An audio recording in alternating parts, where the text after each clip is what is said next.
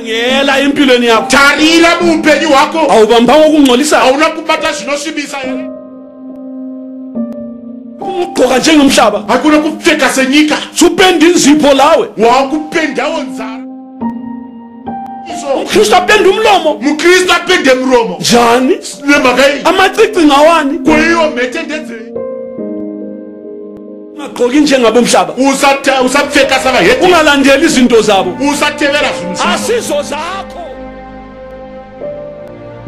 usebenza wedwa phakathi kwefactory yonke elabahedini abanatha utshwala bekhombisana khonapho betshontsha khonapho besenza ububi bonke phakathi khona lapho wena uwedwa khanyisa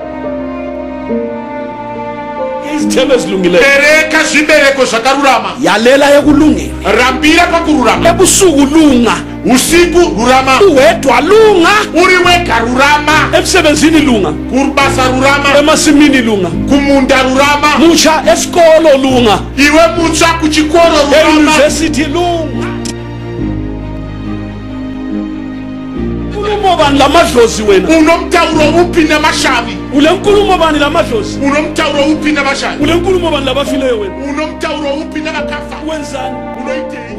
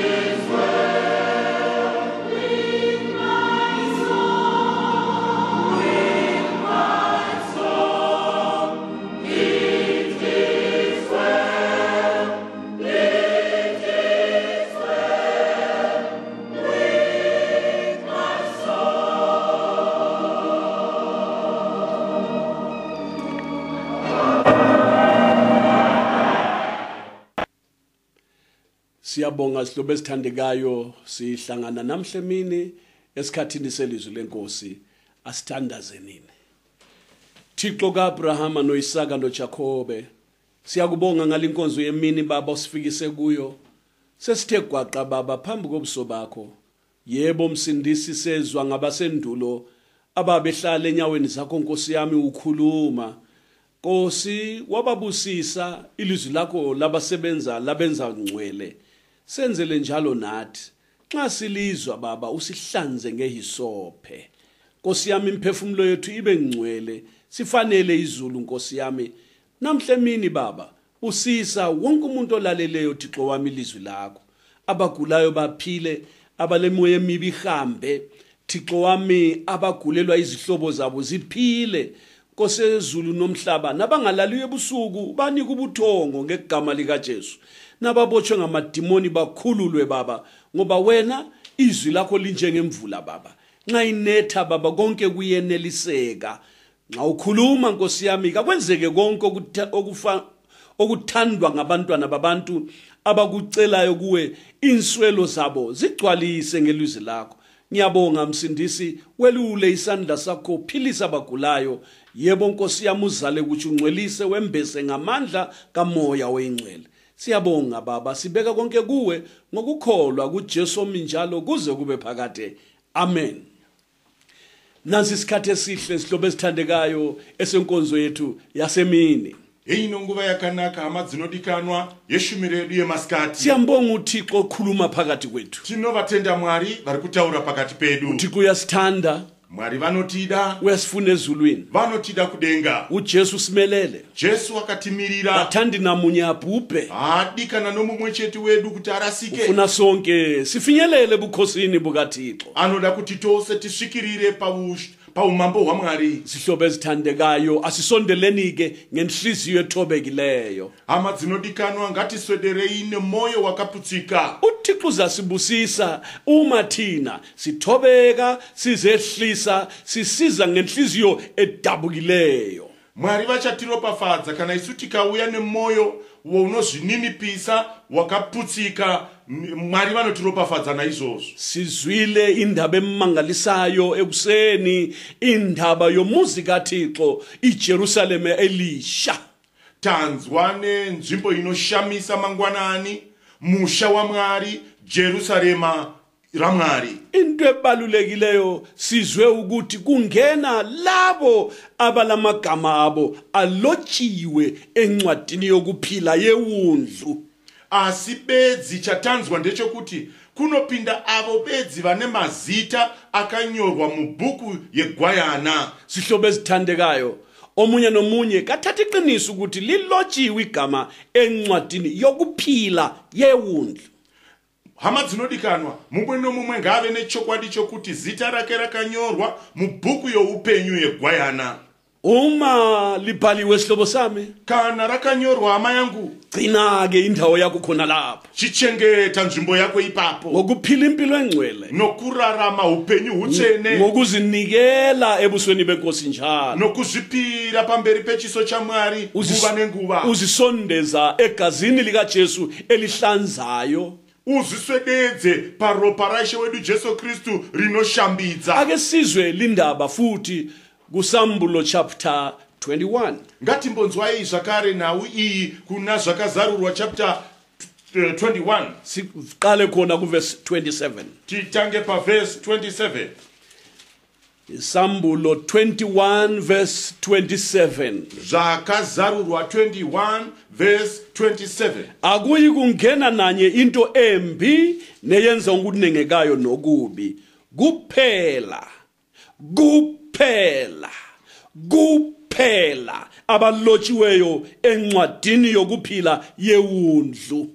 Mukati maro hamungatongopindi chinhu chinosvibisa kana chinonyangadza kana chine nhema, asi avo bedzi. Amen. Avo bedzi. Glory to God. Asi avo bedzi vakanyorwa mubhuku yepenyu yeGwayana. Kungena kuphela. Kunopinda avo bedzi. Uyabona? unoona ibala leli selihleli chiya abanye abantu phandle iri vara rakutotaura kutosiya vamwe kunze abangalotshwanga ngabangeni la vasina kunyorwa havapindi apa abadingeki lasegedini avatombotsvakiki nepagedhi abafuneki leyadini yakhona avatombobvumirwi nepayadhi yacho babe befike njani vanenge vambosvika sei belethwe mbani vaunzwa nani bengene njani vapinda sei abasondeli la havaswederi apa abafuneki havadikanwi abasondeli havaswederi kuphela asi abalotshwe encwadini yokuphila yewundlu avo bedzi vakanyorwa mubhuku youpenyu yegwayana zwana sihlobo sami inzwa hama yangu thatha iqiniso ukuthi lilotshiwe igama lakho iva nechokwadi chokuti zita rako rakanyorwa uJesu weNazaretha esiza lapha emhlabeni jesu wenazareta achiuya pano panyika wayelandela abantu sihlobo sami abawa ensimini yaseEden wakanga achitevera vanhu vakawa mumunda weedeni behleli phakathi kwensimi yeEden babe nobuthixo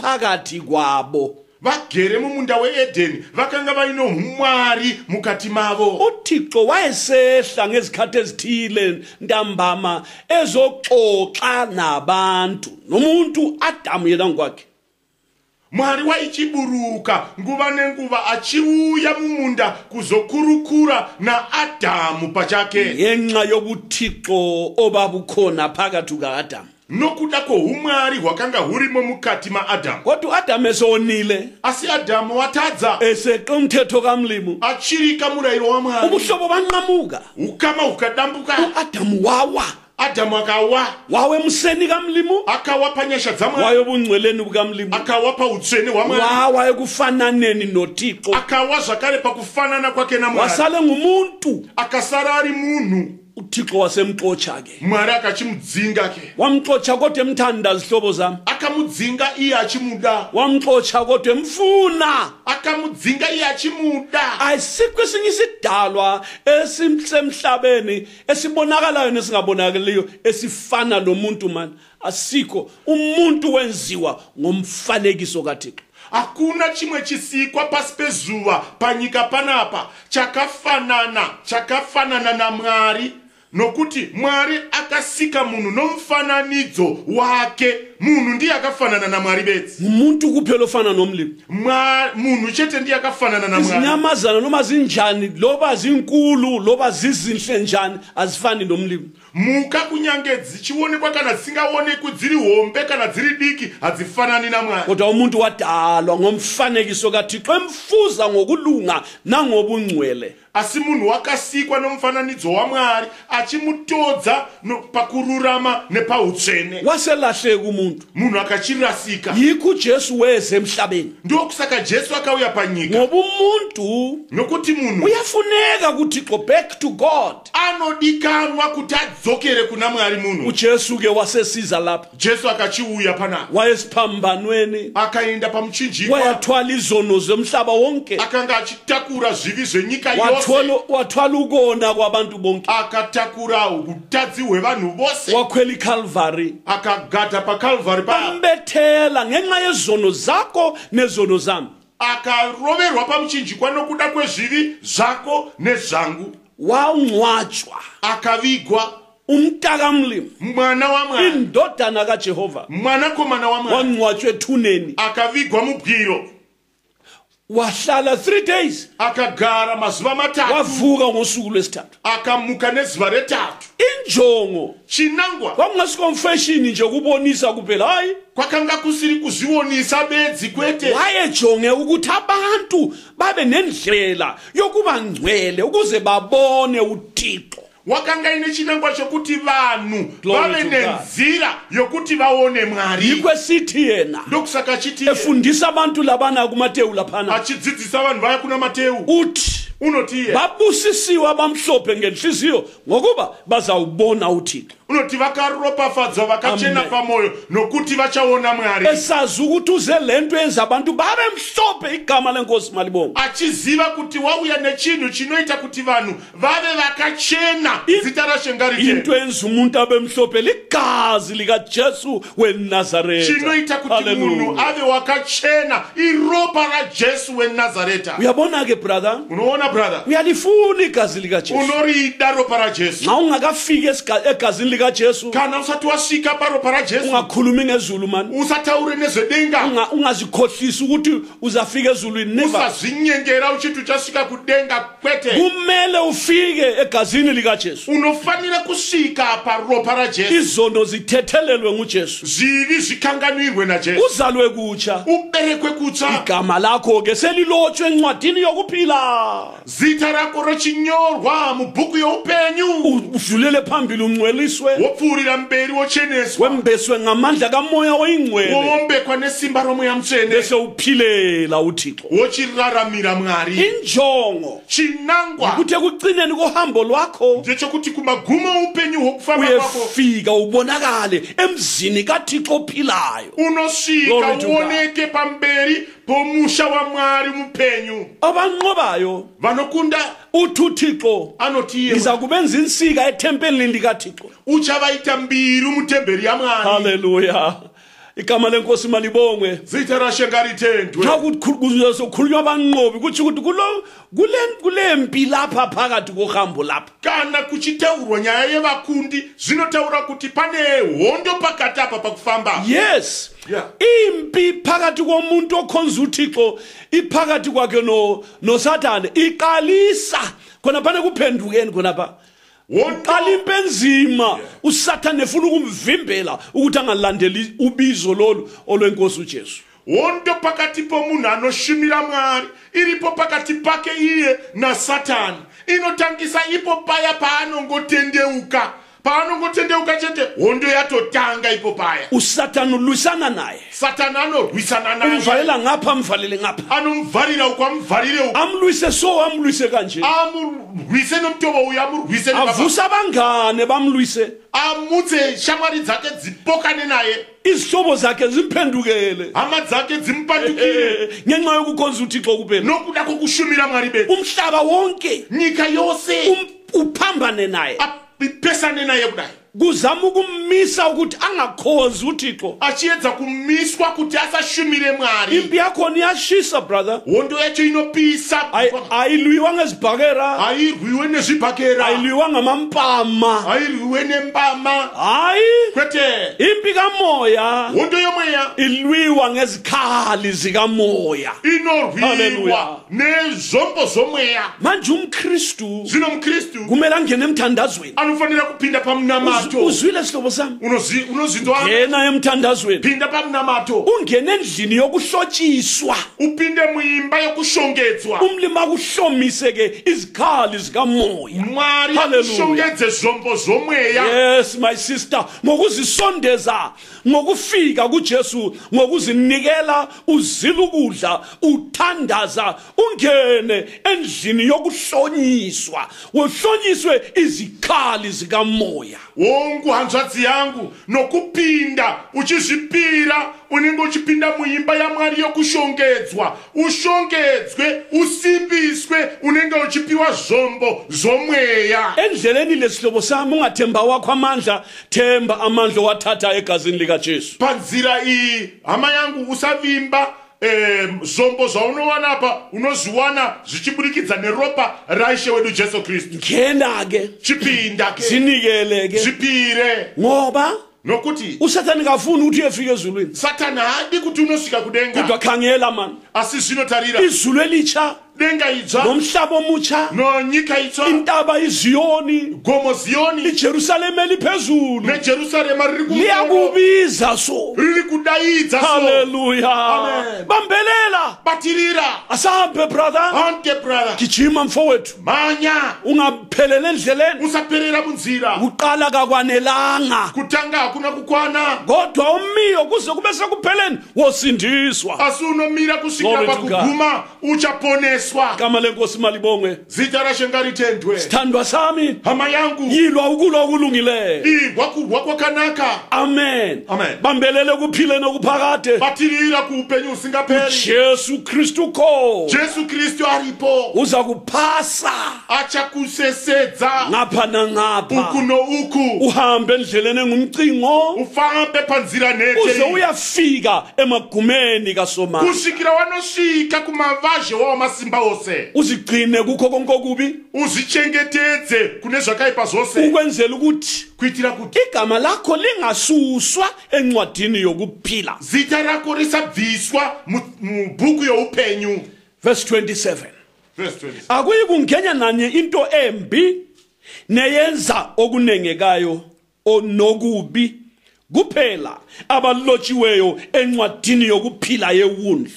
Mukati maro hamungatongopindi chinhu chinosvibisa kana chinonyangadza kana chine nhema, asi avo bedzi vakanyorwa mubhuku youpenyu yegwayana. Abalotshiweyo encwadini yokuphila yewundlu Vakanyorwa mubhuku youpenyu yegwayana. balotshwa ngesenzo sokuzalwa kutsha. Vanonyorwa nechito chokuberekwa kutsva. Nxa besindiswa Kana vachiponeswa izono zithethelelwa. zvivi zvavo zvichikanganwirwa. Hallelujah. Glory to God. Ezulwini liyalotshwa igama labo encwadini. Kudenga rinonyorwa zita ravo mubhuku. Sokumele bagcine Zvochifanira kuti vachengete isiKristu sabo vachengetedze chikristu chavo bazehlukanise nomhlaba vazvitsaurire pakunyika baphuma kuyo yonke into emhlabeni vabude kune nyika pazvinhu zvavo bachiya zonke izinto vasiye zvose zvinhu. igama lenkosi malibongwe. Amen. Basondele ngenhliziyo Vaswedere nemoyo babe ngabahlukanile abehlukene nomhlaba vave vanhu vakasiyana nenyika babe ngabantu abakhethekileyo vave vanhu vakatsaurwa. abafana bakhona kabafanani labafana belizwe Vakomana vacho havafanani nevakomana venyika, kabagqoki njengabafana bezwe havapfekisi vakomana venyika. amantombazana akhona Vasikana vacho kabagqoki njengelizwe havapfekise nyika,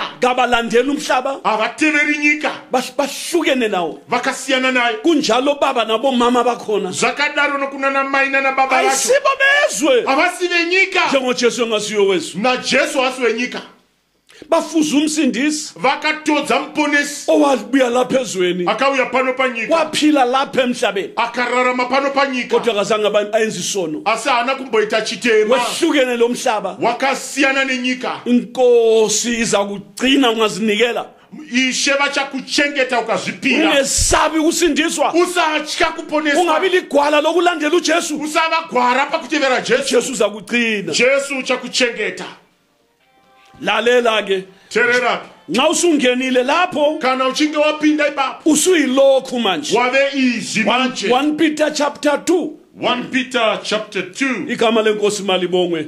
Zita rashengaritende. Laba bantu laba balandela inkosi ngendlela yokuzalwa kutsha zwana ukuthi bangabantu umhlobo bani. Ava vanhu vanotevera ishe nomutobo wokuberekwa kutsva tarira kuti vanhu vari rudzii. 1 Peter 2 verse 9 1 Peter 2 verse 9. kepha nina ninzalo ekhethiweyo Amen.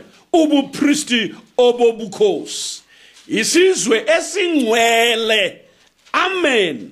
Abantu abatholiweyo ukuze nimemezele ubuqhawe bakhe owanibizayo niphume ebumnyameni nize ekukhanyeni kwakhe okumangalisayo. Asi imi muri rudzi rwakasanangurwa, buprista bwamambo, rudzi rutsvene, vanhu vakazviwanira kuti muparidze kunaka kwa iye wakakudanai, kuti mubve parima muuye kuchiedza chake chinoshamisa. Line lizelo kutsha. Imi makaberekwa kutsva. Line lilandela uJesu ngokuphinda ukuzalwa. Imi muri kutevera Jesu nokuberekwa kutsva. Linzalo ekhethiweyo. Muri rudzi rwakasanangurwa. Yes. Alright. Asiyo nzalo yamadoda. Aiso chibereko chevarume. Kodwa ninzalo ekhethiweyo. Muri rudzi rwakasanangurwa. Lisizwe esingcwele. Hallelujah. Muri rudzi rutsvene. Abantu abatholiweyo Vanhu vakazviwanira ukuze nimemezele ubuqhawe bakhe kuti muparidze kurumbidzwa kwake. owanibizayo lo Iye wakakudanai. limemezele ubuqhawe bakhe Mushevedzere kukudzwa kwake. owalibizayo lo Iye wakakudanai. abantu bababazi ubuqhawe bakhe ngani vanhu varumbidze ukuru bwake nemi. umhlaba kumele uvume madoda Nyika inofanira kubvuma varume. amaKristu ephila impilo la Makristu achirarama upenyu pana. umhlaba uvume Nyika ivume. uthi ya Iti chokwadi. lilamandla igazi likaJesu Bati haro para Jesu rine simba. uzibani owayesidakwa soyana Ningi akangari chidhakwa chakadeya. lamuhla uphatha ibhayibhile ukhonza so Nasari kubata bhaibhiri achishumira so. kumele kube nomahluko Panofanira kuve nomtsauko. ukwenzela ukuthi Kuitira kuti ubuqhawe bukaJesu umhare bwaJesu baziwe buzikamwe. ushunyayelwa nguwe mKristu ngempilo Uchiparidzwa newe mKristu noupenyu. ngoba kuKristu Nokuti mKristu ngakho emnyameni hako mnyama. wabizwa ukuthi aphume ebumnyameni Akadaidzwa kuti abude murima. abe sekukhanyeni Ave muchiyedza. okwamangalisayo Kuchiyedza chake chinobwinya. usukile ebumnyameni Wabuda murima. usesekukhanyeni Wauya kuchiyedza. uchile imisebenzi yasebumnyameni Wasiya mabasa emurima. usesenze ngapha ekukhanyeni Auya kuno kukuchiyedza. abamkhangeleyo Vakamutarira. sebebona umahluko Vakuona mtsauko. haleluya Amen. sebeyababaza manje Vakuchinorumbidza manje. ubuqhawe bukaJesu Vochirumbidza umhare sebesithi bona vochitivo lo uyu owayesidakwa lo akanga ari chidhakwa echa umfazi achirova mukadzi eliwule ari hure echova makhasi achichovha njuga usenje ave so bese besithi vochiti ya uJesu namandla ma Jesu nesimba uyabona ke unoona manje sebebabaza ibuqhawe bukaJesu weNazaretha vakurumbidza ukuru bwa Jesu weNazareta. umuntu osindisiweyo Munhu akaponeswa, umuntu okhonza uThixo munhu anoshumira Mwari uhlukile kulomhlaba akasiyana nenyika, uchiyene lalilizwe akasiyana nayo nyika. zwana umbhalo uthini Inzwa rugwaro kuti runokuti niyinzalo ekhethiweyo amen muri rudzi hey rwakasanangurwa.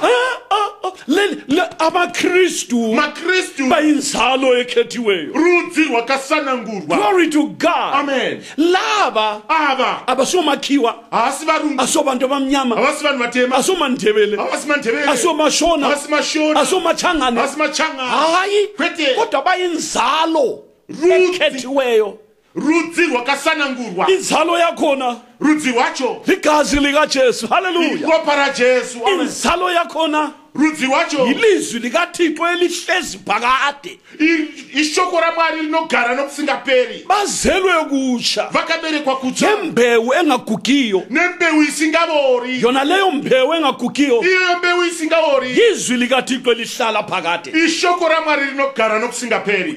uyabona ilizwi likaThixo liyazala amen Unoona shoko raMwari rinobereka, haleluya Lord. liveza isizwe brother rinoburitsa rudzi brother, liveza isizwe rinoburitsa rudzi esilungileyo rwakarurama, a harmless generation rudzi rusingakuvadzi, rusina njodzi, isizwe esingcwele rudzi rutsvene, esikhethekileyo rudzi rwakatsaurika, esingafanani labantu rusingafanani nevanhu.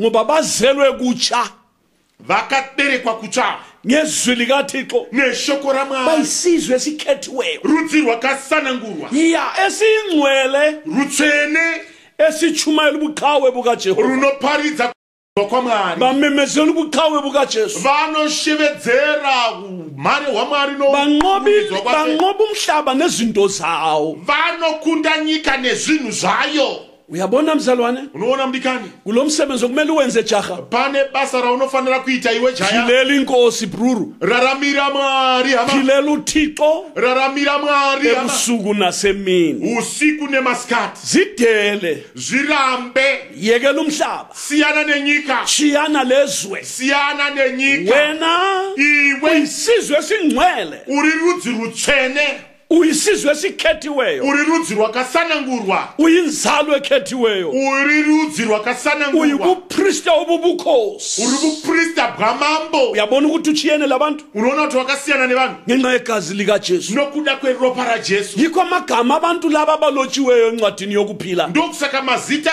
evanhu vakanyorwa mubhuku youpenyu, abantu asebengcwele laba ava vave vatsvene ava yibo bayakumngena emzini kaThixo ndivo vachanopinda mumusha waMwari. asambe kuverse 10 hande pa verse 10. kade nani ngasiso isizwe kepha manje niyisizwe sikaThixo nani ngahawukelwanga kepha manje nihawukelwe. Haleluya. Imikare makanga musibanu asizvino muri vanhu vaMwari. Haleluya. Makanga musinganzwirwi ngoni asizvino manzwirwa ngoni ngenxa yokuzalwa kutsha nokuda kokuberekwa kutsha sesingaba kaThixo thina. tave vaMwari isu sesiyisizwe sikaThixo tave rudzi rwaMwari sasingayisiso sizwe sikaThixo takanga tisi rudzi rwaMwari sasingabantwana bokulahlwa takanga tiri vanhu vokuraswa sibabi ngezenzo nangemvelo tiri vakashata pazvito Kodwa nemaberekerwe kodwa uThixo evama umusa asi Mwari nokuwanza kwavo nyasha ngothando lwakhe asithanda ngalo norudo rwavo rwavakatida narwo wasenza saba yisizwe esikhethiweyo vakatiita tikava rudzi rwakasanangurwa ubuprista obubukhosi buprista hwamambo saba yisizwe esingcwele tikava rudzi rutsvene thina batholiweyo ligazi likaJesu. Yesu takawanikwa neropa raJesu manje simemezela ubuqhawe bakhe zvino tinoshevedzera umhare bwake ngempilo yethu engcwele. noupenyu hwedu hutsvene. Haleluya. Amen. Verse 11 bathandekayo ngiyaninxusa njengokufanele abakwelinye izwe nezihambi delani izinkanuko zenyama ezilwa nomphefumulo. Vadikanwa ndinokumbira zvikuru kwamuri zvamuri vatorwa navayeni kuti muzvidzore pakuchiva kwenyama nokurwa kwomweya kunorwa nomweya. Sorry.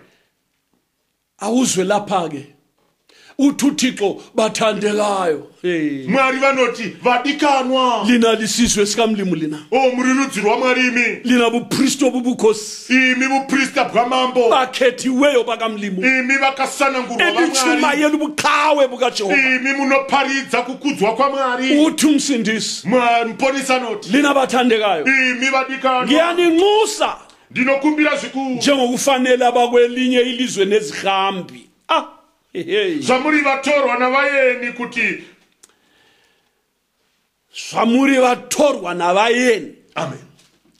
asisibo balapha hatisisiri vepano hayi kwete siyadlula la tinopfuura siyizihambi la tivafambi yikho izinto zalapha singazibambi. ndokusaka zvinhu zvepano tisingazvibati. uyezwa brother unonzwa mdika ayisuwe lapha wena hausi wepano uyadlula unopfuura ekithi kusezulwini kwedu kudenga lapho esibheke khona ukuza kwenkosi uJesu ndiko kwatakataririra kubuya komponisi ungabambi izinto zalapha usabata zvinhu phila zvepano impilo engcwele rarama upenyu lapho hutsvene siyakhona kungcwele kwatinoenda kutsvene umuzi kaThixo ungcwele musha waMwari mutsvene iJerusalema elitsha Jerusalema idzva liyamangalisa lingcwele in and out. rinoshamisa idzvene kunze nomukati abayakhona vanoenda kwariri ngabayingcwele vatsvene. manje wena koyisihambi zvino iwe mufambi umuntu wemzini lapha emhlabeni iwe mutorwa pano panyika lalela ke terera uthi uThixo Mwari anoti delani izinkanuko zenyama ezilwa nomphefumulo. muzvidzore pakuchiva kwenyama Hey madoda kunorwa nomweya. izinkanuko zenyama kuchiva kwenyama kulwa nomphefumulo. kunorwa nomweya. lalela bhuti inzwa bhuti lalela jaha inzwa iwe jaya lalela umuntu omtsha inzwa iwe mutsha inkanuko zenyama kuchiva kwenyama zilwa nomphefumulo wakho zvinorwa nomweya zifuna ukuchitha zvinoda kuparadza zifuna wena uphuthiswe ukufika ezulwini zvinoda kuti iwewe ukoneswe kunosvika kudenga. kodwa namhla mini asinasi masikati nansi instruction evela ezwini likaThixo oku kurayira kunobva mushoko raMwari kuthiwa sidele izinkanuko zenyama zvonzi tizvidzore pakuchiva kwenyama ngoba zilwa nomphefumulo nokuti kunorwa nomweya. inkanuko yenyama kuchiva kwenyama ibenefita inyama zvinongopa nyama. okuwinayo kunkanuko yenyama inyama chinowana pakuchiva kwenyama inyama. ibenefit ezuzakalayo ezintweni zenyama nezenyama zvinowanika pakuchiva kwenyama inyama ndezvenyama. kodwa asi izinto zomnyama lezo zvinhu zvenyama izvi zilwa lo mphefumulo zvinorwa nomweya ziyawubulala zhi zvinouraya zvi ekugcineni kumagumo uko nxa ungalaleli izinkanuko zenyama ukateerera kuchiva kwenyama ungazilandela mfowethu ukangozviteera mukoma ungazilandela dadewethu ukangozviteera hanzvadzi uyekela ukulwisana nazo uregere kurwisana nazo inkanuko zenyama ukangorega zizehlula umphefumulo wakho kuchiva kwenyama kuchakunda mweya wako zinkanuko zemnyama kuchiva kwenyama zizawisela phansi umphefumulo wakho zichawisira pasi mweya wako ziunyathele phansi zutsikirire pasi kudai ziubulale ziuburaye ngoba zilwa nomphefumulo nokuti zvinorwa nomweya kanti umphefumulo lo asi mweya uyu ugcilelwe ikhaya ezulwini wakachengeterwa musha kudenga ugcinelwe ikorona lasezulwini wakachengeterwa korona kudenga ugcinelwe umqhele wena wakachengeterwa korona nengubo emhlophe ekhazimlayo ikampokwe nengubo chena inopenya kodwa asi lapha ekulweni lenyama lapha apa pakurwa nenyama lapha kuzinkanuko zenyama lapha apa pakuchiva kwenyama impi yakhona iyamangalisa hondo yacho inoshamisa nyama inkanuko zenkhona inochiva ifuna ukuthi kuthathele umqhele inoda kuti kutorere ikuthathele ukuphila okuphakathi ikutorere upenyu usingapheli uwe phansi wena uwire pasi umphefumulo uluze umweya uyushayiwe ekugcineni ulahlwe ngumlimo kokupedzisira uko unoraswa namwari lalela jaha lakithi asiterera jaro ngegama likaJesu weNazaretha nesita laJesu weNazaretha uThixo makakusize mwari ngakubatsire uThixo kakuvuse mwari ngakumutse nangamandla amatsha hawa masimba matsha avele ezwini likamlimo anobva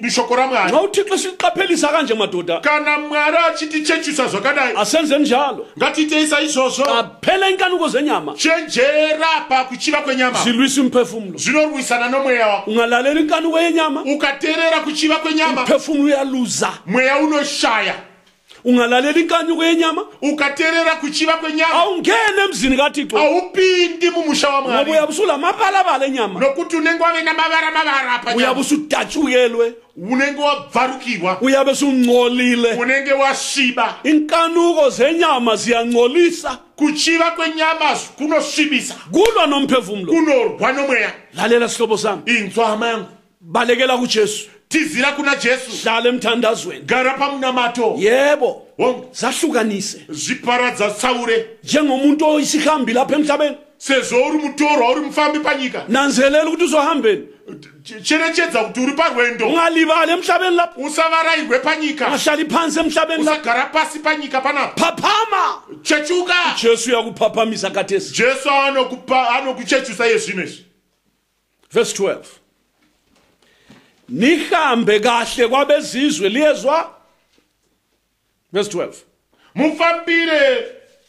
mufambire wenyu uve wakanaka pakati pavahedheni ngumlimo okhulumayo ndimwari anotaura utshela bendlu yakhe ari kutaurira vemba yake izihambi zasezulwini vafambi voenda kudenga uthi kubo laba baye emzini wakho ongcwele ari kuti kune vava vanoenda kumusha wake nihambe kahle kwabezizwe mufambire wenyu uve wakanaka pakati pavahedheni uyakuzwa lokho unozinzwa izvi nanti ilizwi likamlimi emini iri shoko ramwari masikatano kuthiwa kwabezizwe abangasindiswanga laba zvanzi vahedheni ava vasina kuponeswa thina sihambe kuhle phambi kwabo isu tifambe zvakanaka pamberi pavo ngoba thina siyisizwe esikhethiweyo nokuti isi tiri rudzi siyizalo ekhethiweyo tiri rudzi rwakasanangurwa siyizalo ekhethiweyo tiri rudzi rwakasanangurwa ubupristi obubukhosi buprista bwamambo isizwe esingcwele rudzi rutsvene esimemezela ubuqhawe bukaJesu vanhu vanoshevedzera ukuru bwamwari verse 12 nihambe kahle kwabezizwe ukuze lapho benihleba ngokungathi nenza kabi kungathi ngemisebenzi yenu elungileyo abaza kuyibona bamdumisa uThixo ngomhla wokuhanjwa kwabo mufambire wenyu uve wakanaka pakati pavahedheni glory to God kuti pavanokupomerai vachiti munoita zvakaipa varumbidze Mwari nezuva rokushanyira kana vachiona mabasa enyu akanaka nxa bengazwisisi kana vasinganzwisisi bengaqondi ukuthi kanti umKristu uhamba njani kana vasinganzwisisi ukuthi umKristu anofamba sei ngeke bakuzwisise umKristu vele avangapo kuzwisisi umKristu she ngoba bafile kulungeni abalunganga nix nokuti ivo vakafa kukururama vanakururama baphila enyameni vanorarama munyama wena uphila ngomoya iwo uri kurarama mumweya wena uphila kuKristu iwo unorarama muna Kristu bona baphila kuSatani iwo unorarama kuna Satani bona ngabantwana bobumnyama ivo vana verima wena ngumntwana wokukhanya iwo uri mwana wechiyedza antshabondi lehlukene aunoona kuti makasiyana yikho ke ndokusaka kuthiwa lapha kuverse 12 zvanzi panapa paverse 12 phakathi lapha kwayo ithi kuthi ngemisebenzi yenu elungileyo abaza kuyibona bamdumisa uThixo ngomhla wokuhanjwa kwabo kuti pavanokupomerai kuti munoita zvakaipa varumbidze Mwari nezuva rokushanyira kana vachivona mabasa enyu akanaka ngemisebenzi yenu elungileyo namabasa enyu akanaka khona lokhu phela mndoda izvozvizvi kuthi ukulunga kuyenzeka phela zvinoratidza pachena kuti kururama kunoitika umuntu uyalunga ezweni la munhu anorurama ari pano panyika phila impilo engcwele ararama upenyu hutsvene asebenza ukulunga ashande kururama umhlaba ubone nyika ivone mhlana ukwahlulelwa zuva rokutongwa nxa usunikwa wena umqhele khonapho kana wakupiwa iwe mbayiro ipapo abahedeni vahedheni bazathi bebona so vanoti vachiona kudai bathi akufanele vati achokwadi zvakafanira imisebenzi yakhe elungileyo lo mabasa ake akarurama iyemfise la ndo amusvitsapo bona belahlwa ivo vachiraswa bazabona ukuthi vachaona kuti chokwadi impela besenza kubi tanga tichiita zvakaipa kodwa lo asi uyu omsebenzi yakhe ilungile une mabasa akanaka okhethekileyo ebantwini akatsaurika kuvanhu oyisizwe esingcwele ari rudzi rutsvene oyisizwe esikhethiweyo ari rudzi rwakatsaurwa omemezela ubuqhawe bukaJesu anoparidza kurumbidzwa kwake uyazuza ukuphila anowana upenyu Nkosi mayisibusise ishenga vati sinanzelele kuhambeni bantu ticherechedze pakufamba uThixo lapho uthi yena Mwari apa anoti sihambe kahle phakathi kwabezizwe lapha tifambe zvakanaka pamberi pavahedheni lalela brother terera brother ungakhulumi njengabezizwe usataura savahedheni ungagqoki njengabomhlaba usapfeka savahedheni ungalandeli izinto zabo usatevera zvinhu zvavo asizo zakho hazvisi zvako ungumKristu wena iwe uri mukristu ubizelwe kuThixo wena wadaidzirwa kuna Mwari phuma emhlabeni buda kunyika phuma ezweni buda kunyika udingani uri utsvakeiko ufunani unodei uyisihambi iwe uri mufambi asiwe walapha hausiwe pano iwe igama lakho lilotshiwe ezulwini zita rako rakanyorwa kudenga uvakatshelani koSatani unoshanyireiko kwadiabhorosi ufuna ukuyaxoxani kodiyabhorosi unoda kunotsvaka kurukure chii ule nkulumo bani lamadlozi wena unomtauro upi namashavi ule nkulumo bani lamadlozi unomtauro upi namashavi ule nkulumo bani labafileyo wena unomtauro upi navakafa wenzani unoitei udingane embuyisweni uri kutsvakeiko kumasvikiro udingani uri kutsvakeiko ayisuwa wakhonapha wena hausiwe ikoko iwe ayisuwa wezwe wena hausiwe nyika iwe phuma emkhutsheni yona le uda kutsika idzodzo ungeke ukhulume labafileyo wena haungapotauri navakafa iwe wena uyaphila kuKristu Jesu iwe unorarama kuna Kristu Jesu ungabi nabani uThixo ngaphandle kukaThixo munye umdabuli wezulu nomhlaba usava navamwe vamwari kunze kwaMwari yemusiki wedenga nenyika phuma buda emsebenzini yobumnyama kumabasa yerima ungayiphathi usaibata ungahlanganyeli nabo usasanganirana navo ungahlala emhlanganweni yezigangi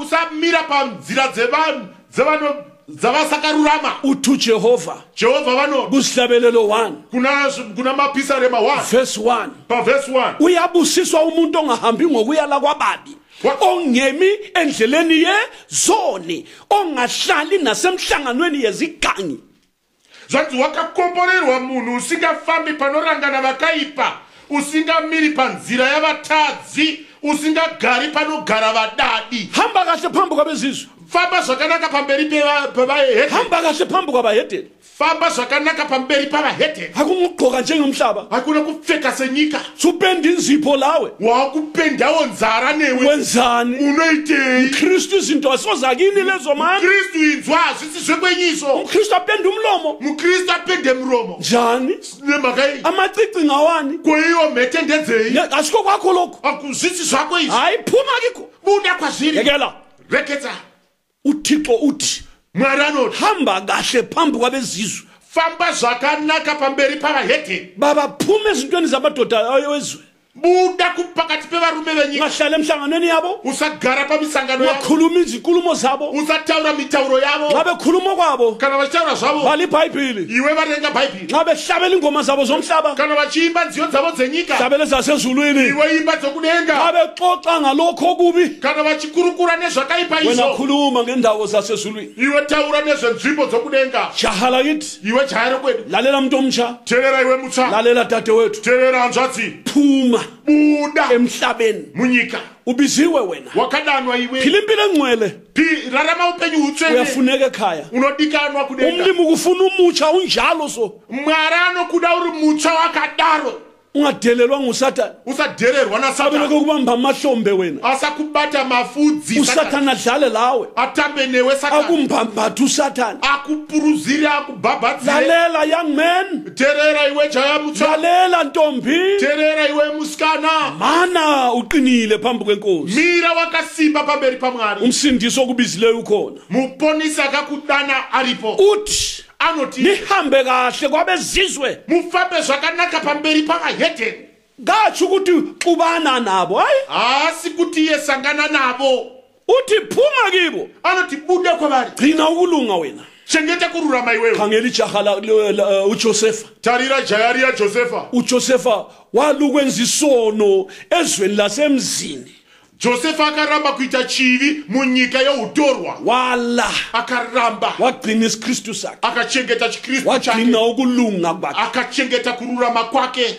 noma kwamfakisa ejele akuzange lo msebenzi lokho. Kunyange zvakamuyisisa mujere hazvina kupovene basa izvo. ejele labantu lingcono kule jele likamlimi eliyisihogo. Jere repanyika panapa riri nani kune jere riri gehena. philela uThixo, Raramira Mwari, waba ngcwele, iva mtsvene, phuma emhlabeni, buda munyika, khetheka, sarudzika, yekela ilizwe, siya nyika, ungahlabela ingoma zesihedeni, usayimba nziyo dzechihedheni, ungakhuluma inkulumo yesitsotsi, usataure mutauro wechitsotsi, yoba ngcwele iva mtsvene, ngokuhamba, nokufamba, ngokukhuluma, nokutaura, ngenhlalo, nemagariro, ngokugqoka, namapfekero, nangemkhuba, netsika, woba ngcwele. iva mtsvene. ubizelwe izulu wena, Wakadaidzwa denga iwe, ungaphambanisa, ukakanganisa, ubamba isono ubate chakaipa, kule ngozi yomphefumulo wakho khona. pane ngozi yomweya wako ipa, igama lakho liyacitshwa encwadini yokuphila. zita rako rinobva radzimwa mubhuku yeupenyu. sizwile uThixo ekuseni, Tanzwa Mwari kuseni, uthi yena vati iwo Moses, Moses, lowo owonileyo kimi nguyenza mcishi igama lakhe encwadini yami yokuphila. uyo wakanditadzira ndiye wandichadzima mubhuku yangu. ungoni, Usatadza, ungenzi ukona, usaita chivi, amandla akhona simba riripo elokunqoba isono rokukunda chitema egazini likaJesu wena. muropa raJesu. yikho kumele uzisondeze khona. Ndokusaka uchifanira kuzviswededza kuropa iri. inkosi mayikubusise. Ishe ngavakuropa fasa. suzwile, Wanzwa, hamba kahle phambi kwabezizwe, famba zvakanaka pamberi pavahedheni, khuluma kuhle, taura zvakanaka, ungakhuluma isitsotsi, usataure chitsotsi, khuluma inkulumo yabahedeni. usataure mutauro wevahedheni. ukukhuluma kwakho makube mnandi kuyoliswe ngosawuti, Kutaura kwako ngakuve kwakanaka kwakarungwa nomunyu, njengokutsho kwezwi lika. sokutaura kweshoko raMwari. abaseRoma 6 VaRoma chapter 6 verse 22. verse 22. haleluya, amen. abaseRoma chapter 6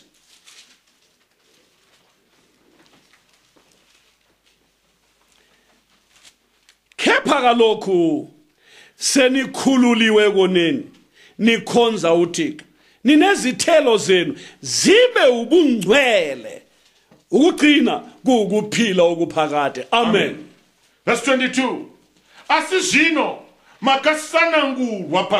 makasunungurwa pazvivi, mava varanda vaMwari, mune zvibereko zvenyu zvinoisa kuutsvene, Hey madodha, uye kuguma kwazvo ndibwo upenyu husingaperi. uyakuzwa lokho? Unozinzwa ichi? Kepha njengoba senikhululiwe nje, Asi zvino zvamakasunungurwa pazvivi, lizelwe kutsha phela, makaberekwa kutsvaka, senikhonza uThixo angithi, makushumira Mwari handiti, ngendlela yobungcwele, nenzira youtsvene handiti, senilezithelo zenu ke, mave nezvibereko izithelo zikamoya, zvibereko zvomweya, zona lezo zithelo zikamoya, izvozvo Hallelujah, zvibereko zvomweya ziyubungcwele ungcwele. Hallelujah. utsene. Amen. Amen. Zinobereka utswele. Zizala ubungcwele.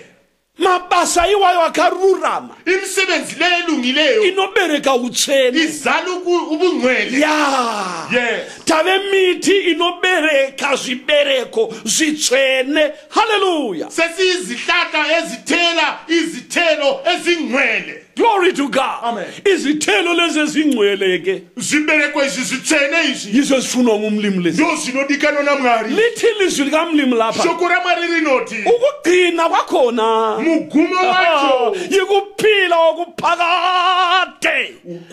Hallelujah. Upenyu Glory to God. usingaperi. Ungalokhu uthela izithelo Ukaramba uchibereka zibereko. ebusuku lasemini Usiku namaskati. uphilela inkosi Uchilala miraishe. uzinikele emthandazweni Uchizipila pamnamato. uzila ukudla Uchizinyima zokudla. uzisondeze egazini likaJesu. Uchiziswedeza paro para Jesu. Ukuphela kwakhona Uguma kwazo. ukugcina kwakhona Magumo acho. kwempilo enjalo Upenyu wakadaro. ezahlukanisileyo Yakazitsaura. engabambi isono. Upenyu usingabati chivi. Leyo mpilo leyo mzalwane, Iko kwa upenyu ho. leyo mpilo dadewethu, Upenyu ho kwanzazi. ekugcineni kwakhona Kumagumo acho. ukuphila okuphakade Upenyu emzini usingaperi. kaThixo phila. Mumusha wa mwari mupenyu. Hallelujah. Amen. Uzafika Uchashika. ngoba Nokuti. ulezithelo ezibungcwele. Unezibereko Glory to zitsene. God. Ezithi ukugcina kwakhona Zinoti kumagumo azo. kube ukuphila okuphakade. Kube upenyu usingaperi. Hallelujah. Amen. Kuthiwa lapha Zanzi hapa. ekugcineni madoda, Kumagumo hapa. ekugcineni kokuthela izithelo Kumagumo kubereka zibereko. kulokuphila okuphakade. Kuno upenyu usingaperi. Ngiyabuza ke, Ndinobunza. uthela izithelo ezinjani wena? Iwe unobereka zibereko zakadini. Zinjani ezakho? Zakadini zibereko zako. Zilungile Zakanaka here. ngoba phela izwi likamlimi lithi Nokuti shokora mariri noti. niyakubazi ngezithelo zabo. Muchamaziva nezvibereko zavo. La uyakwazi brother, Newe unoziziva brother. isihlahla somorange Muti womorenji. kasizali mapopo. Aungambobereki mapopo. I-orange kumele izale i-orange, Orange rinobereka orange. ipopo kumele lizale ipopo. Popo rinobereka popo. Angeke wathi ulima imbhambayila Aungati wakarima papaira. kuphuma ama-carrots. Kochibula macarrots. Akwenzeki. Asiti. Umhlolo bani wona lo? Ingabashura rakadidiro. Lawe ke Newe. nxa Kana. ungumuthi ohlanyelwe kuJesu lapha. Uri muti wakajarwa kuna Jesu. Lithi izwi likamlimi, Shokora mariri nxa noti. ungumuthi ohlanyelwe ngasemfuleni yamanzi, Kana uri muti wakajarwa pamvura. oyakuthela isihlamvu zawo ngesikhathi sawo. Unobereka michero yawo nenguva yawo. Amahlamvu akhona akakayi kubuna, Mashizha awo haangasvavi. suyathela ke izithelo ezilungileyo. Uchachibereka kamanje zvibereko zako. Ekugcineni kokuthela izithelo ezilungileyo, Kumagumo okubereka zvibereko zvakarurama. ekugcineni kokuthela izithelo eziyubungcwele, Kumagumo ekubereka zvibereko zviri utsene. kulomvuzo wokuphila Kuno okuphakade. mubayiro. Hallelujah. Hallelujah. Bambelela ke, Batirira. thela izithelo.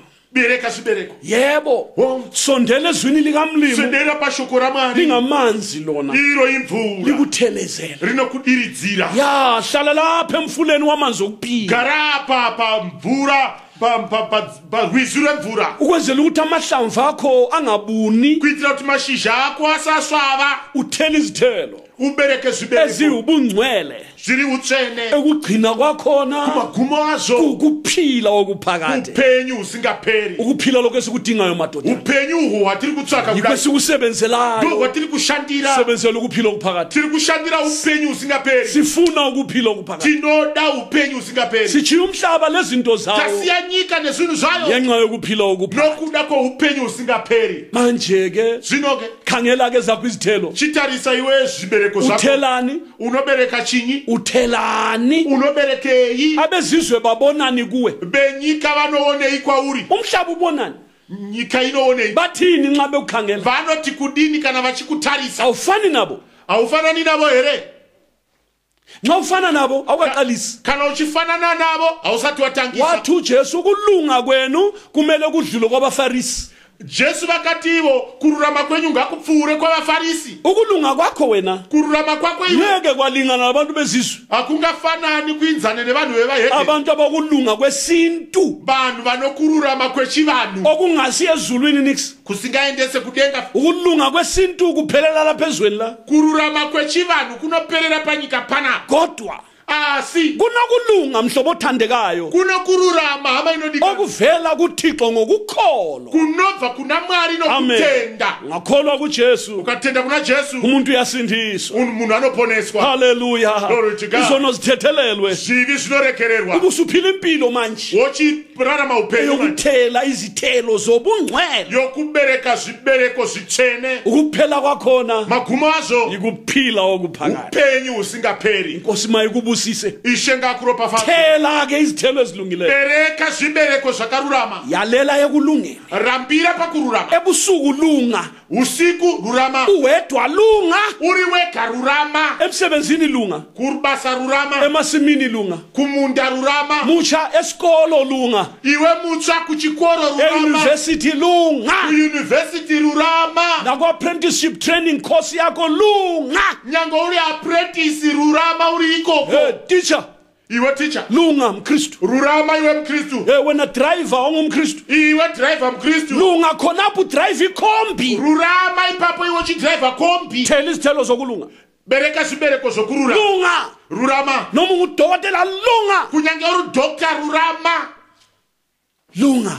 Rurama. Thela izithelo zokulunga. Bereka zvibereko zokururama. Kube ibungcwele. Uve utsvene. Ekuphela kwakhona Kumagumo acho kuphila okuphela. upenyu usingaperi. Lunga mama. Rurama amai. Ebusuku Usiku nasemini. nemasikati. Baba Baba emini lunga. masikati rurama. Ebusuku ulunge. Usiku mururama. Noma uhlala wedwa cha. Kunyange uchigara wega jaya. Lunga uhlala ku room yakho yona leyo. Rurama uchigara murumu yako uri wega ipa. Uzwile ntombazana. Wazvinzwa mwanasikati. Khonapho wedwa uhlala wedwa ecollege. Ipapo uchigara wega kucollege. Kungela munye umKristu eduze kwakho. Pasina mwe mkristu padhuze newe. Khonapho. Ipapo.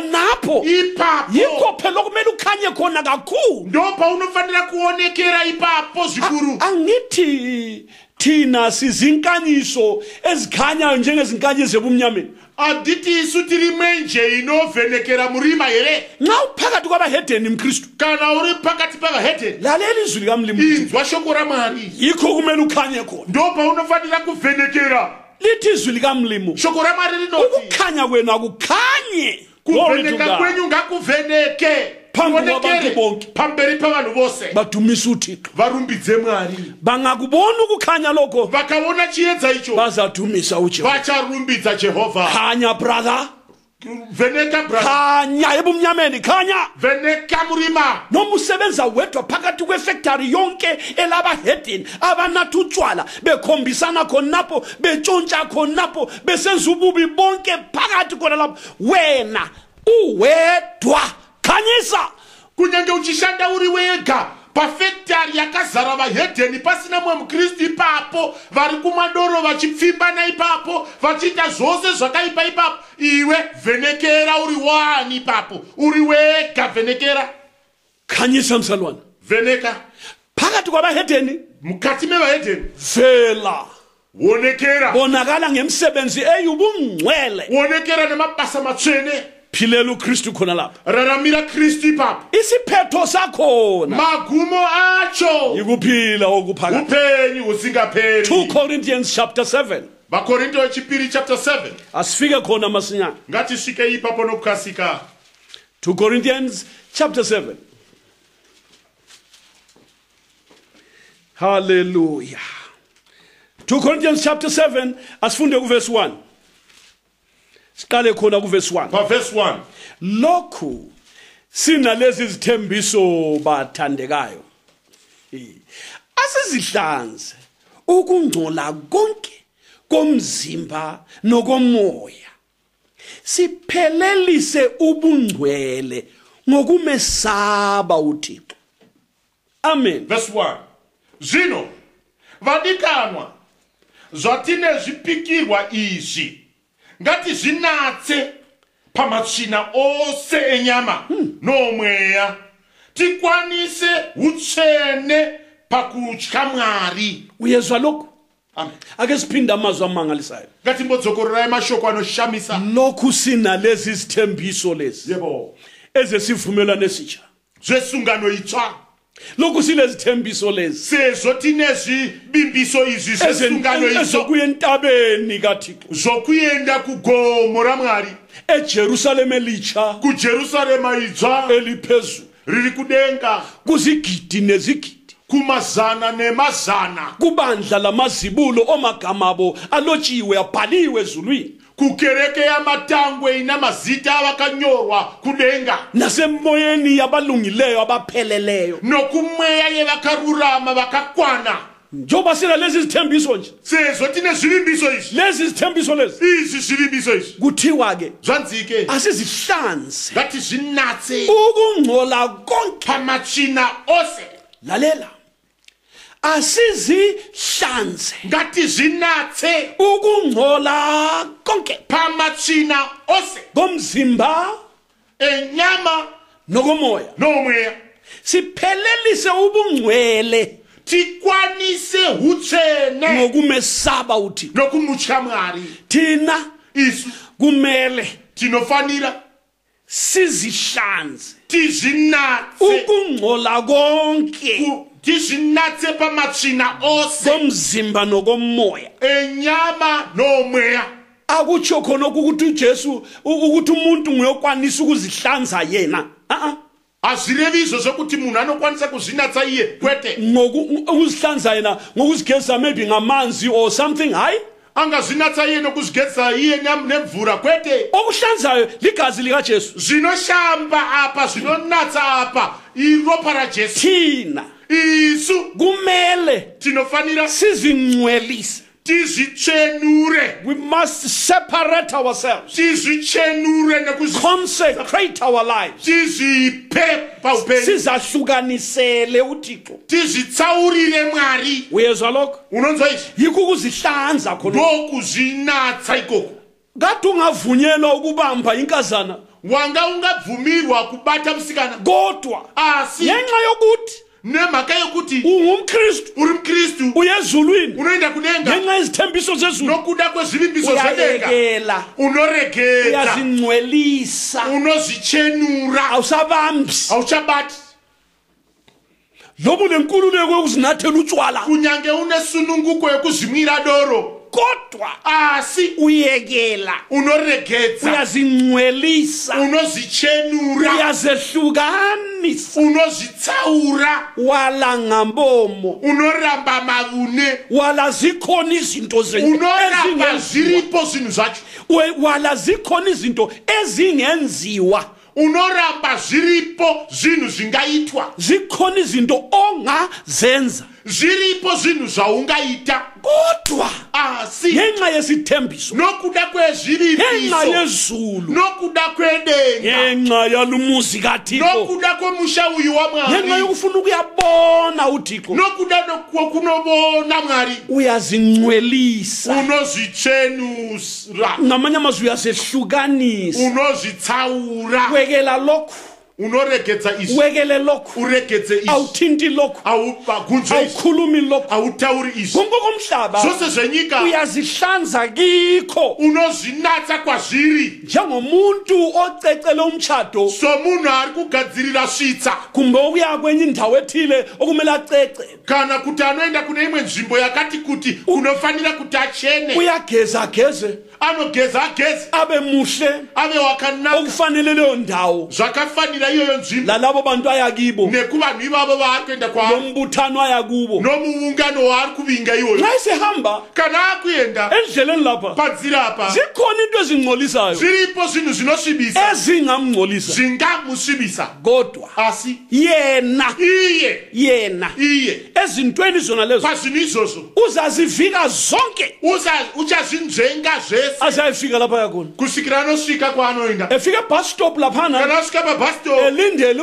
imoto ukuthi imthwale achirindira mota yokumtakura uyakhangela ibhench ahlala kilo anotarisa bench nanogara ukuthi li clean na kuti rakachena here ngali ngcolile kana rakashika kahlali agari nomindawo ikhona kunyange nzvimbo iripo ngenxa yani nemhaka iyi ngafuni kungcola hadi kusviba uyakwanisa ukweyama umduli anogona kuzembera madziro esekhathele ngokuma aneta nokumira kodwa ngawubona umduli wakhona asi akaona mudhuri wacho ugcwele intuthu zezimoto ezidlulayo wakazara utsi hwemota dzinopfuura akaweyami ngitsho ipapo hapo uzemberikana umela khatshana lawo anobva anomira kure nawo ngoba nemhaka ufuna yei ukuzigcina anoda kuzvichengeta ehlanzekile anoda kuzvichengeta akachena engangena emoteni akapinda mumota nansi imota ifika lapha imota iri kusvika irori kulungile zvakanaka bethi nansi indawo vati hei nzvimbo kodwa khangela ilori ithwele isamende asotarisa rori yacho one akatakura samende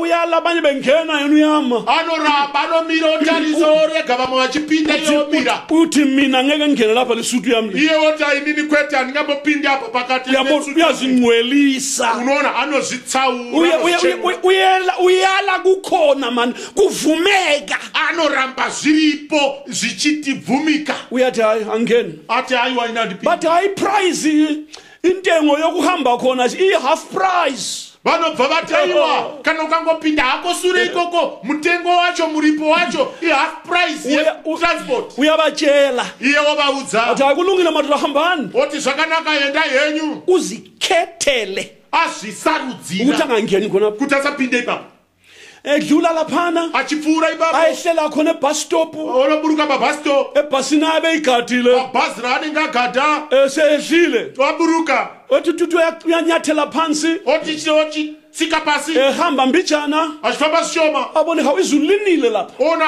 mvura yanaya kulo daka lapha pane dhaka apo laphana kule chaphozi lamanzi apo panoti mvura apo laphana kule chibi lamanzi apo pane tsime remvura apo laphana kulo daka laphana apo pane dhaka apo uzambona ikhangela kabili kathathu indawo yakho chaona achitarisa nzvimbo yacho kaviri katatu yena iye abanye bahambile khona vamwe vafamba ipapa ukabona sebeqoqomela vamwe vaenda vachidonodzera ipapo nampana nezicathulo zabo vachifamba havo nebhutsu dzavo namapatapata atahamba kuphuda ke bathele izibhuni namapatapata anga achinokora vhu yena asi iye ngenxa yokufuna ukuyafika eclean nemhaka yekuti anoda kunosvika akachena hambi ngayona leyo ndlela haambofambi naipapo uyadinga lapha anganyathela khona anotsvaka zambone paangatsika bhota ngapha uchamona achitenderera abhote nokoko ngapha waponde tenderera nokoko kafuni ukungcola haadi kusviba uyazi mani unoziva uzahambe evika uchafamba achingonzvenga laphade kumele ayeyame khona ukungcolo ayekele paanga achida kuti azembere oregedza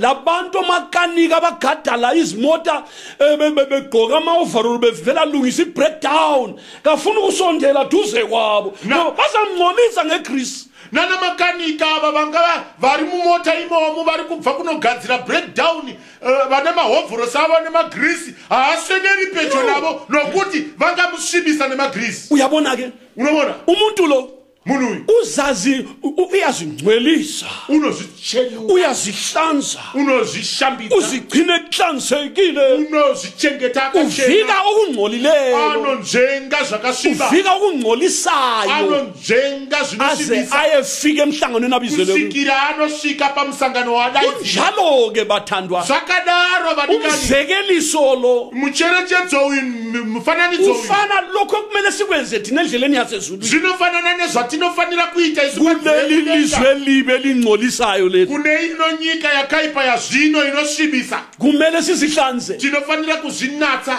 awu sizihlanze tinofanira kuzvinatsa ukungcola konke kusviba kwose uyazi emhlabeni la unoziva panyika panapa kunezinto ezenziwa ezimbi kune zvinhu zvinoitwa zvakaipa esithi senziwa so zvinoti kana zvichiitwa so abantu bonke bagijimele khona lapha vanhu vose vanomhanyira ipapa into embi singani yinto enhle chinhu chakaipa choita sechakanaka ngenxa yobunengi babantu ababenzayo nemhaka yekuti vanhu ruzhinji runoenda ipapo kodwa umkristu asi mukristu uyazihlanza anozvishamba uyazingcwelisa anozvichenura uyaziphawula yena anozvitsaura asondeli khona haswederi ipapo isizathu chikonzero uyafika ekhaya anoda kunosvika kudenga uyakubona ke unozibona yikho kuchiwo ngumbhalo. ndo ziri kutaurwa norugwaro. Verse 1. Verse 1. Lokhu sinalezi zithembiso bathandekayo. Asizihlanze ukungcola konke komzimba nokomoya. Siphelelise ubungcwele ngokumesaba uThixo. Amen. Zvino Glory to God. vadikanwa zvatine zvipikirwa izvi ngati zvinatse pamatsvina ose enyama nomweya tikwanise utsvene pakutya Mwari. Siphelelise ubungcwele Tikwanise utsvene ngokumesaba uThixo. pakutya Mwari. Brother, wesaba bani? Unotyani? Wesaba umfundisi wakho? Unotya mfundisi wako? Awukaqalisa. Awusathi watangisa.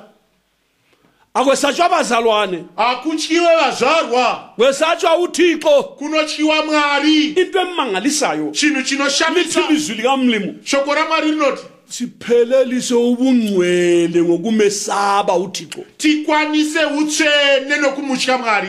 Sithandwa sami. Hama yangu. Sikhambisa sezulwini. Iwe mufambi wokudenga. Phelelisa ubungcwele ngokumesaba uThixo. Kwanisa utsvene bwako nokutya Mwari. Mesabe uThixo. Mutye Mwari Ebusuku nasemini. masikati nousiku. Yesaba uThixo. Itya Mwari. Thembeka kuJehova. Bimbita kuna Jehova. Khonza uThixo. Shumira Mwari. Uzahlukanise. Uzitsaure. Njengoba silezithembiso lezi. Sezo tine zvivimbiso izvi. Ngoba uyafuneka. Nokuti unodikanwa. Ezulwini bakulindele. Kudenga vakakurindira. Lalela futhi. Teerera futhi. Gcina ubungcwele. Chengetedza utsvene. Ungabambi isono. Usabata chitema. Ungabambi ilizwe. Usabata nyika. Ungahlangani nabezwe. Usasangana nevezwe. Hamba kahle phambi kwabezizwe. Hamba zvakanaka pamberi pavahedheni. Owisihambi wena. Iwe uri mufambi iwe. Uye ekhaya ezulwini. Unoenda kumusha kudenga. Ungabambi okubi. Usabata chakaipa. Ungaphatha okungcolileyo. Usabata zvakasviba. Yina umqhele wakho. Chengetedza korona yako. Yina ingubo yakho ihlanzekile. Chengetedza ngubo yako yakachena.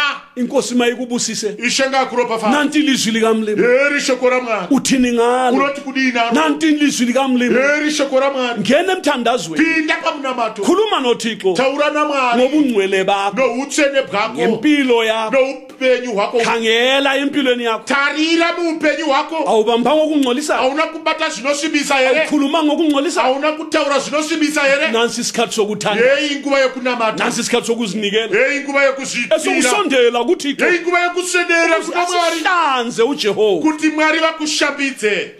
Ukungcola konke. Kusviba kose. Amabala onke. Mavara ose. Amachatha onke.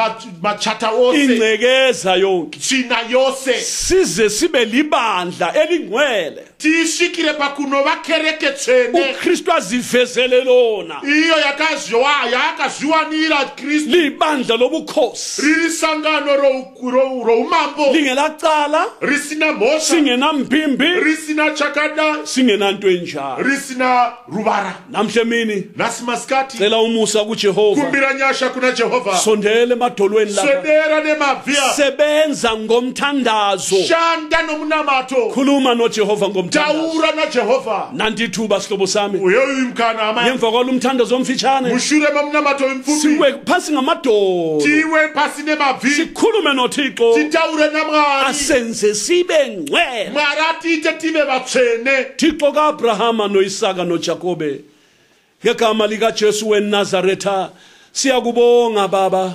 Siyakudumisa Nkosi, sizwile intando yakho ngalezi zihambi zasezulwini, sizwile okufuna kwenziwe yilaba Nkosi yami ozono zabo zithethelelwe. Uthe sihambe kahle phambi kwabezizwe, singaphatha okungcolileyo, sizahlukanise baba, size siphelelise ubungcwele ngokumesaba uThixo. Sisize baba ekuthandazeni manje, zwana ukucela kwethu, zwana ukuncenga kwethu. Thixo wami usenzele omunye njengokucela kwakhe, uzale kuthi ungcwelise wembese ngamandla, uphilise abagulayo ngegama likaJesu elimi njalo kuze kube phakade. Amen. Khangela empilweni yakho. Tarira muupenyu hwako. Awubambanga okungcolisa. Hauna kubata zvinosvibisa here. Ugqoka njengomhlaba. Hakuna kupfeka senyika. Supenda inzipho lawe. Wakupendawo nzara. uKristu apenda umlomo. Mukristu apende mromo. Njani? Nemakai. Amacici ngawani? Kuyiyo mete ndenzeni. Ungagqoki njengabomhlaba. Usapfeka sabahedeni. Ungalandeli izinto zabo. Usatevera zvinhu. Asizo zakho.